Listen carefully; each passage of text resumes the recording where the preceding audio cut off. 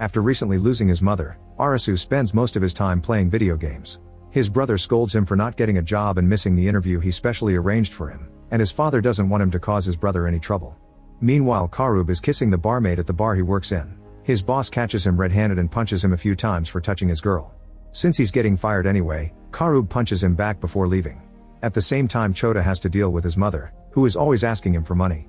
The three friends meet to hang out, but they're feeling down and disappointed in life. They wish they could live in a different world. Determined to have fun, Karub lifts Arasu and takes him to the middle of the street so Chota can record them. Now the cars have to dodge them, and no matter how fast the boys run, they still cause an accident.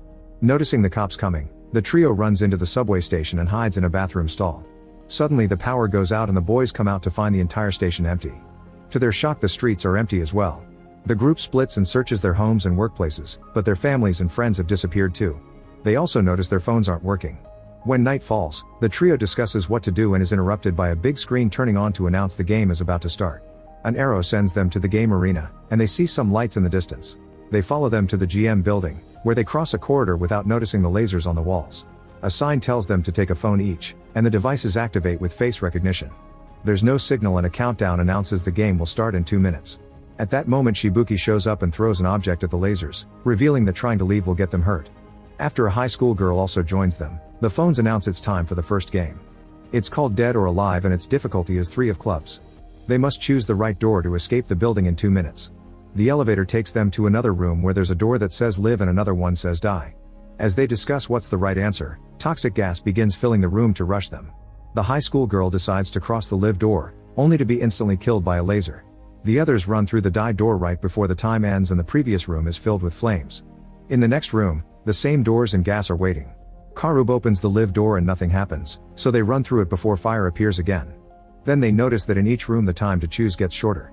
An argument ensues on how to proceed and Karub punches Arasu, which triggers a memory of their arrival. Arasu realizes all the clues were at the entrance and puts all this data together to draw a diagram of the building. Following this drawing, the group goes through a bunch of rooms, always choosing the right door without any issues. However, at the last door, the doors aren't located where they're supposed to be. Arasu hesitates, but thankfully Chota has been recording everything, so he uses the video to fix his math and choose the right door.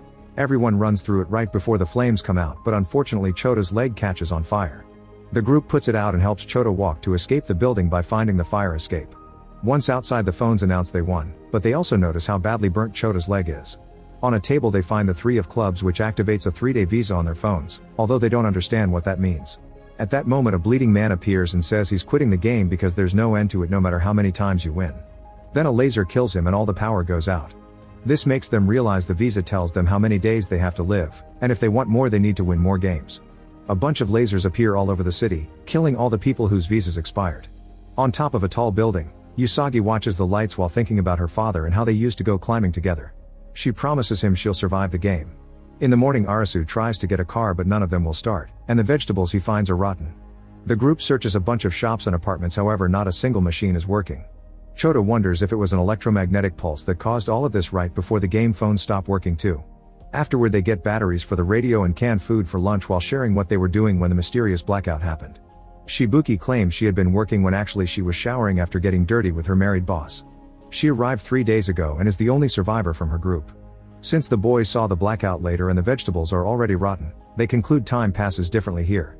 Chota's injury is getting worse, so Karub and Araizu talk in private and agree to join a game by themselves to learn more without getting their friend in trouble. Meanwhile, Shibuki comforts a crying Chota, who thinks he won't make it out alive. She admits what she was doing with her boss, explaining she hated him but still did it to climb the corporate ladder. Then she kisses Chota and they get naughty, which makes Chota remember the day he saw his mother getting it on with the local priest. Specific apartments all over the city light up with new games. Karub and Arasu join the same game as Usagi and everyone gets a new phone. Once the group has 13 players, the phones announce the game is starting and the difficulty is 5 of spades. Nitobe tells them this will be a physical game and that each card suit has a different meaning. Clubs are team battles, diamonds are wits, and hearts are betrayal. The larger the number the harder the game, but it also equals more visa days. The phones then announce the game will be classic tag. To win, they must find the safe zone in one of the building rooms in 20 minutes. When time's over, a hidden bomb will explode. The group spreads all over the building before a siren confirms the tagger is out. Usagi hides while Karub, Arasu, and Nitobe try the doors, finding them all locked. Suddenly they hear shooting and a body falls in front of them, which means the tagger is killing the players. When they look around the corner, they see a masked person aiming a gun and immediately run away. Karub and Arasu manage to hide behind a wall, but Nitobe keeps on running and quickly gets killed. A player sees this and tries to escape, but he takes the wrong turn and is killed by a laser for leaving the game space. One by one players are getting killed while Karub and Arasu keep on hiding and notice that the tagger can't see them because his vision is limited by the mask. Arasu yells this information and Usagi yells back to share the location of the tagger as she climbs a pipe to dodge a shot. With only 8 minutes left, there still are 7 players. Running around obviously isn't accomplishing anything, so the players gather and make a plan. Half the team will search the remaining floors while the others go after the tagger. A player is shot down and Karub uses the opening to hit him with a fire extinguisher, but the hit does nothing and the tagger kicks him back. Then Aguni tackles the masked man and starts fighting him. Soon Karub joins him, however the tagger is strong enough to overpower them both. When the tagger takes out a blade, he manages to cut Karub's stomach in just a few moves. Meanwhile Arasu and Chishiya realize that the shooting had a specific pattern that takes them to the only unlocked door. The duo enters the empty apartment and a surprise second tagger tries to attack them, but Chishiya quickly knocks her out with a taser. However the woman immediately recovers, so Chishiya runs out of the apartment while Arasu hides in the other room. The safe zone is there and needs 2 people to press 2 buttons to end the game.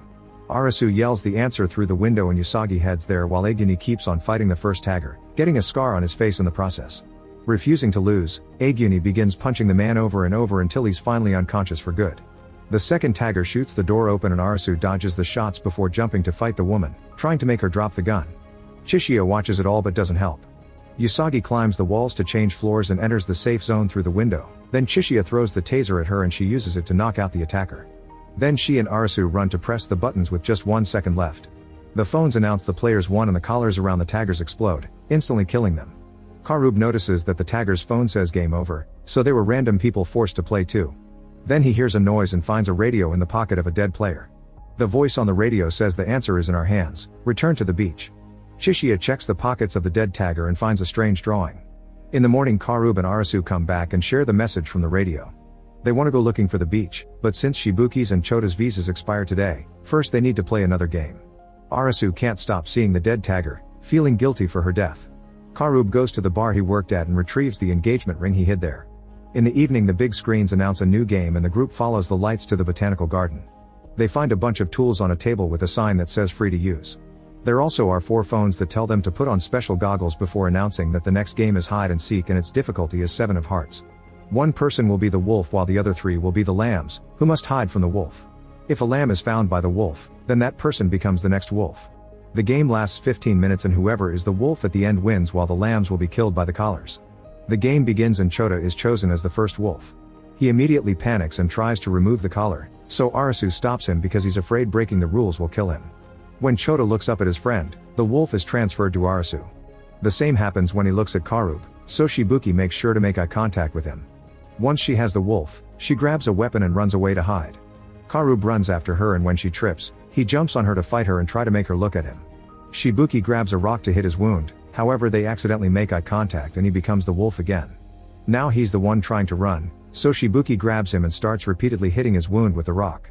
After Karub manages to kick her off, Arasu shows up and takes the wolf before begging the others to work together. Shibuki refuses and starts chasing after him, but when she's about to attack, Chota tackles her to the ground. Arasu runs again and hides so he can try using the tools to remove the goggles, however he remembers the death of the tagger and stops. Karub is searching for him as he begs him to let him be the wolf, pointing out Arasu became a loser with no future since he dropped out of university. A flashback shows that Arasu's father always insulted him, but Chota and Karub were always there to cheer him up. Sometimes Karub would even make his dates shorter to be with his friends. Crying as he remembers all their time together, Arasu announces that he'll drop out of the game and starts looking for his friends to pass them the wolf, but he can't find them. Chota drags Shibuki into hiding as the main screen reminds everyone that the lambs are supposed to hide. Karub starts talking about their friendship through the goggles and stays hidden as well. Both he and Chota want Arasu to live for them. Arasu keeps on running and finally finds Karub, but it's too late, the time runs out and Chota, Shibuki, and Karub all die when the goggle collars blow up their heads. In the morning Usagi finds a rabbit in the net she left in the park and kills it to have fresh meat. On her way back she finds a crestfallen Arasu lying on the street. When she approaches him, he says he'll die too, but she doesn't care and leaves. It's revealed Usagi is hiding in a warehouse with a bunch of survival equipment. After eating her rabbit stew she goes to the bookstore to get a novel and sees Arasu lying under the rain. A flashback shows that Usagi used to be very close to her father and they went climbing together all the time. One day his father left alone to do a special no-oxygen climb and the media started to harass the family, accusing them of staging the whole thing. To escape the unwanted attention, the man left on another climbing trip and was never seen again. In the present, Arasu wakes up in Usagi's hideout. She shares her food with him, but he doesn't take it because he feels guilty about his friends' deaths and wants to join them. Usagi shares she used to feel that way too, but since she made the effort to cook for him, he should eat anyway. Arasu takes the food but still doesn't move and plans to let his visa expire. When Usagi mentions he helped her during the tag game and that she wants to return the favor, Arasu finally stands up. In the evening, the duo follows the lights that take them to a bus. Inside they find 3 players who have been here for a while and do all the games together because they think teamwork helps them win. Arasu notices that Takuma has a wounded leg. The phones announce the beginning of the game with a difficulty of 4 of clubs. It's called distance and they must endure a trial to reach the goal in 2 hours. The screens say distance 0, so they guess they must move, but the bus is out of gas. Takuma asks the group to leave him and an argument ensues, but in the end Takuma convinces them it's for the best. Usagi, Arasu, and the other 2 men start running and the distance counter on their phones goes up. Eventually they find a replenishment station, but Usagi is suspicious of those bottles and shares her own water instead. Then they keep running until they reach a road full of cars. To their shock, a panther is waiting there and starts chasing after them. One of the guys hides under a car while Arasu blocks the panther with a door. Usagi finds a flare and throws it at the animal so she, Arasu, and the other guy can keep running. Unfortunately, the panther jumps on the last guy and begins devouring him. The group soon gets tired and doesn't know if they'll make it. At that moment, Arasu finds a bike on the back of a truck and remembers it's only the electrical circuits that have been destroyed. This bike model works on diesel, so Arasu starts pushing it back to the bus area to hopefully help Takuma. Usagi and the other guy keep running forward, only to discover the road is blocked by a wall. With only 15 minutes left, Arasu arrives at the bus. 10 minutes later, Usagi and the guy hear a noise. It turns out the wall is starting to break and water is bursting through. The duo immediately begins running, and since Usagi is well trained, she manages to escape. However, the man is tired and falls, so the water kills him. At that moment, Arasu and Takuma show up on the bus and grab Usagi to bring her inside right before the water takes her too. Time runs out and the trio is still alive because the bus had the word goal painted on it all along, which means they had to stay there to win. The counter on their phones indicated how far they were from it. After Takuma says goodbye to them, Arasu and Usagi get a bicycle and start crossing the bridge to try to find the beach. A few days later, Arasu approaches 2 players to ask if they know anything about the beach, but the men run away as soon as they hear the word. Every night he has to share the tent with Usagi, which makes him uncomfortable. Seeing that Arasu isn't used to camping, Usagi decides to teach him some survival skills like tracking down animals. That night, Arasu watches some players gather at a building. He notices a few people are wearing the same locker key bracelet, which makes him realize Aguni and his friend had it too. Usagi finds another group and notices the same bracelets. As multiple places begin exploding around the city, the bracelet guys get on cars and drive away, so Arasu and Usagi begin running after them. This takes them to a hotel called the Beach, which appears to have electricity. Before they can react, they're attacked from behind and knocked out. In the morning they wake up inside the hotel with a man called Hatter, who claims this is a utopia. He reveals a wall with a painted full deck of cards and many of them are crossed out. Hatter explains that to clear the game and return to the real world, they must win a game for each card. He theorizes only one person can escape with a full deck, but collecting duplicates should allow more people to leave as well. It's impossible for only one player to collect all the cards, so he wants Usagi and Arasu to help. Hatter also thinks they've been taken to another country because of the visas and because the whole Japanese society can't disappear overnight. The hotel uses fuel to generate electricity and rain as a water supply. Doors have been damaged so they can't be locked. Hatter's followers have even gathered a bunch of firearms. There are 3 rules to live here. Everyone must wear swimsuits, all cards belong to the beach, and traitors get killed. Hatter takes the duo's cards to add to the collection and threatens Arasu and Usagi into cooperating. During the day, all the players at the beach spend their time swimming, partying, drinking, and getting naughty. In the evening, a siren announces when a new game area opens in the city and Hatter gives an inspiring speech as if these youngsters were his army. The players are divided into a bunch of small teams to tackle as many games as possible to win lots of cards. A team has to deal with a tiger in a carousel while another team is left hanging on the human elevator. Usagi's group is using matches to find numbers on a wall and Aguni's team is killing animals in the amusement park with guns, swords, and even punches. Arasu joins a game with Tada, Quina, and En, who tells him this is also a trial to see if he's fit to be an executive member of the beach. The game is called Light Bulb and its difficulty is 4 of diamonds. The room is slowly filling with water and electrical wires are hanging from the ceiling. The players must find which of 3 switches turns on a light bulb before the water pushes them against the wires. There are 3 rules. Only one switch turns on the light bulb. They only have one chance to choose while the door is open, but while the door is closed they can play with the switches as much as they like. If someone is in the light bulb room where the light is on, the door won't close. They must answer together as a group to win or the wires will kill them all. One of the players touches the wires out of curiosity and dies on the spot. Arasu thinks about the rules and makes the others close the door before using the first switch. He waits a few minutes before turning the first switch off and opens the door again to try switch 2, but nothing happens. Then he asks Quina to touch the bulb and she says it's hot, which means switch 1 turned it on. They say 1 is the answer and immediately win the game. When Arasu returns to the hotel, he's happy to see Usagi survived her game as well.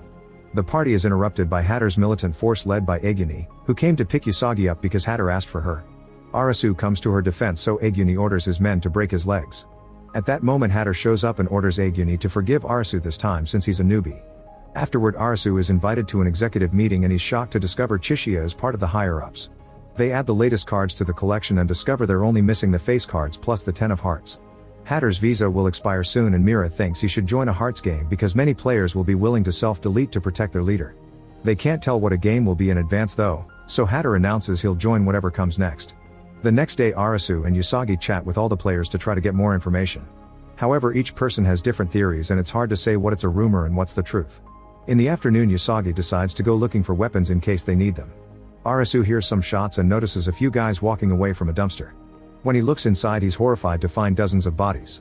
Chishiya and Quina show up and tell him those are the traitors. They explain they want to change the status quo and ask Arasu to join their plan. The soldiers aren't happy with Hatter's leadership and Chishiya thinks they'll take over the beach soon. When that happens, he intends to steal the cards and leave. Later Arasu reunites with Usagi, who couldn't find any weapons because they're protected by the soldiers. Arasu then decides to tell her about Chishiya's plan. The next day Anne opens the heads of 2 dead players to try to find the GPS chip that the game masters must have put on them to track them. She's interrupted when all the executives are called to Hatter's room. Everyone is surprised to see Hatter dead and they learn from other players that he was found like this on the streets. They assume he died in a game and discuss who should take over the leadership. Rules say it should be Hatter's right hand, but the militants threaten everyone into voting for Aguni. Soldier Naragi even punches Hatter's dead face for fun. Now Aguni can open the black envelope that contains the password to the safe with the cards. Once he memorizes it, he seals the envelope again with the leader's ring. While Aguni gives a speech to announce he's the new leader, Chishiya starts his plan. He saw Aguni looking surprised by the paper with the password and theorizes it was empty, so he thinks the actual password is the numbers on the sealing ring. While he, Usagi, and Quina keep watch, Arasu sneaks around to find the safe and try the password. However, the number is incorrect and an alarm rings, which gets the attention of the soldiers. Arasu sees Chishiya among them and realizes the plan was to frame him all along. While Usagi is captured too, Naragi begins to kick Arasu until he passes out. Afterward Arasu is tied to a chair and his face is covered in tape. He's left inside a dark room to wait until morning when his visa expires. Meanwhile Anne does an autopsy on Hatter and finds the killing bullet. Chishiya discusses his real plan with Quina, revealing he always knew the safe was fake. He had noticed Aguni glancing at a painting and thinks inside the envelope was a drawing to match. While Quina keeps watch, Chishiya checks behind the painting and finds the real safe. The password from the ring works and he grabs all the cards. The other soldiers are holding Usagi down so Naragi can take advantage. Usagi bites his tongue and gets punched for it. At that moment the lights flicker to announce the start of a new game. Chishiya throws an object at the exit and realizes the beach is the game arena so the lasers won't let him leave with the cards. Phones appear on a table for every player in the hotel and all the TVs announce the next game is the 10 of hearts. All the players except Arasu gather in the lobby where they find Momoka with a knife in her chest. The game is called Witch Hunter and they have 2 hours to find the person who killed this girl and throw them in the fire. The soldiers immediately want to burn Momoka's best friend Asahi since they're always together, but Usagi and Mira stop them because any accusations must be proven. And uses the chance to explain she was working on Hatter's body and the type of bullet she found proves he was murdered by someone here. A girl starts pointing fingers and soldier Samura immediately kills her with his sword. Aguni announces that if the killer doesn't surrender, he'll throw everyone in the fire. People panic and start running away as Naragi and the other soldiers open fire at random. Usagi grabs the last phone and teams up with Tada, Asahi, and Tada's friend to look for Arasu. Soon players are getting killed all over the building and their bodies immediately get thrown in the fire, but none of them are the killer. Eventually Samura starts a fire in the basement to force everyone to come out to the yard so Naragi can shoot them from the roof. Usagi's group splits to look for Arasu and she finds a terrified soldier hiding in a bathroom who tells her the location. Tada watches his friend get shot and jumps on the shooter, punching her until she also tells him Arasu's location. In the meantime Quina and Chishiya are hiding in the security camera room to keep an eye on things and notice someone moving in the dark. Quina goes to that room and finds Anne grabbing some superglue. She wants to use it with some powder to get the fingerprints from the knife. The women are found by Samura, so Quina tells him to go while she fights him. By moving fast, Quina can dodge Samura's attacks and run into other rooms to use furniture as protection. Samura asks Quina what she used to do and she says she worked at a clothing store, but that isn't the whole truth. Quina was born a boy and trained in her father's dojo but always lost. Her father also beat her up whenever he found her doing girly things. Eventually her father kicked her out of the house and she got her transition operation. Years later, when she visited her mother at the hospital, the old lady immediately recognized her and called her beautiful. In contrast, Samura was a failed writer who shaved his head and got all his tattoos when he entered the game as a way to start a new life. Their fight continues and Samura manages to land a cut on Quina's arm, however Quina reacts quickly and disarms him before bringing him down with a kick. This breaks some glass and Samura starts throwing the shards all over the floor to make it hard for Quina to move since she's barefoot. He retrieves his sword and attacks again, but Quina concentrates and brings him down again before killing him with a well-landed punch to the head. The smoke is slowly filling the hotel and people gather in the corridors to get out, making it easier for soldiers to kill them. Naragi keeps on shooting the people who come out while remembering his high school days. Other boys used to beat him up and mock him, so his trauma has made him a violent man. Chishiya suddenly appears behind him and says one of the executives must be the killer. He throws all the cards in the air and when Naragi gets distracted, Chishiya uses a makeshift flamethrower to burn him down. In the lobby, An takes the knife from Momoka's body. Outside, the soldiers keep burning bodies while Aguni remembers his friendship with Hatter before they were brought here. Meanwhile, Arasu falls in the chair and thinks the smoke will kill him. He starts remembering his best moments with his friends and reminds himself he must survive for them. By rubbing his face against the carpet, he manages to take the tape off his mouth and he can breathe properly again. Then he starts screaming and is heard by Usagi and the others, but the door is locked. At that moment more soldiers show up and open fire, so Tada and Asahi bring them down by hitting them with random objects. Usagi climbs out a bedroom window and reaches the neighboring room, breaking through the glass to finally find Arasu. She takes him out of the room and they reunite with Asahi and Tada. There are only 30 minutes left, so they give Arasu the last phone before quickly sharing the rules.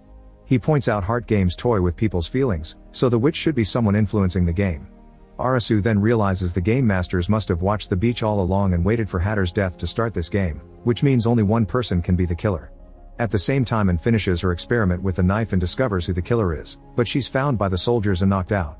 A flashback then shows Momoka and Asahi recording themselves in the empty streets of the city. It had been 5 days since everyone disappeared and they decided to keep a record of everything. They mentioned meeting certain person before they were brought to a special place where they started to work. The flashback ended when Momoka descended into the subway station, which was so dark that Asahi lost her. In the present, Aguni and his soldiers gather the remaining survivors in the lobby to kill them all. Arasu interrupts them and asks for help catching the killer, so Aguni begins beating him up.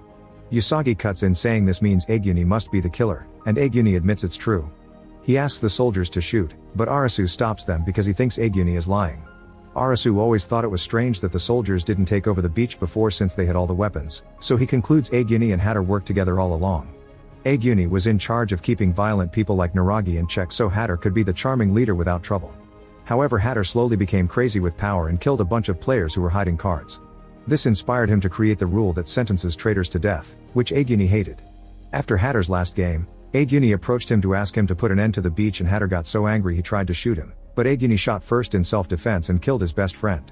In the present, Aguni keeps beating Arasu up until he hears him say he killed his best friends too. The players realize Aguni wanted to kill everyone regardless of the game because he wanted revenge for Hatter, who was driven crazy by his followers' adoration. Arasu concludes that Momoka is the killer and she self-deleted, but Aguni kicks him down and insists he did it. A fight ensues as Aguni tries to keep killing people, intending to bring everyone down with him. It turns out he's feeling guilty because Hatter's gun hadn't been loaded. Asahi tells Usagi and Arasu she'll create a distraction so they can burn Momoka.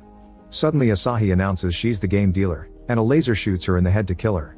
At that moment Quina brings in, who confirms Momoka did it to herself. While Usagi concludes someone must have been controlling the girls, Arasu finally convinces Aguni to stop the killing. Unfortunately, the fire from the basement finally reaches the lobby and when the crowd tries to grab Momoka, they're stopped by a severely burnt Naragi opening fire. He throws a torch to make the flame spread faster and continues to shoot at the crowd, causing everyone to run in panic. Usagi and Arasu jump on him to stop him, but Naragi quickly throws them off. When he's about to shoot them, Aguni cuts in to act as a shield and picks up Naragi before jumping off the balcony. Both men fall into the fire and die. The crowd's shock is interrupted by the phones reminding them there are 3 minutes left. While everyone carries Momoka to the pyre outside, Arasu notices that Asahi's phone is still recording. As Momoka burns among the flames, the phones announce the game is over and the survivors won. Since everyone is distracted, Chishiya uses the chance to take the 10 of hearts. The next morning Usagi and Arasu watch the video on Momoka's phone. It turns out Momoka and Asahi were dealers, which means they set up games or joined them to act as taggers or disruptors. However, they were monitored just like normal players, and revealing their identities equaled death. In the subway station, a secret door took them to the game lair, which was a very advanced structure. Inside, people were watching the games on big screens while laughing and betting on the winners. Getting people killed gave Momoka and Asahi more days on their visas, but they couldn't take this anymore. Afterward, Usagi and Arasu follow the video to find the secret door in the station. When they find the secret room, they discover every person is already dead. At that moment, Chishiya and Quina come out of the shadows and reveal they found this place after following the drawing from the tagger's pocket, which was a map. However, they didn't kill all the people here and still don't know who the game master is. Judging by the wounds, Chishiya guesses these people were killed after they burned Momoka. Suddenly, the screens are turned on to announce a special broadcast. Mira congratulates them for finding all the number cards and begins playing clips of every game death so far. Then she announces that tomorrow new games will begin to get the face cards. Blimps appear all over the city carrying giant versions of the missing cards. Make sure to subscribe and turn on notifications so you can watch more videos like this. Thanks for watching.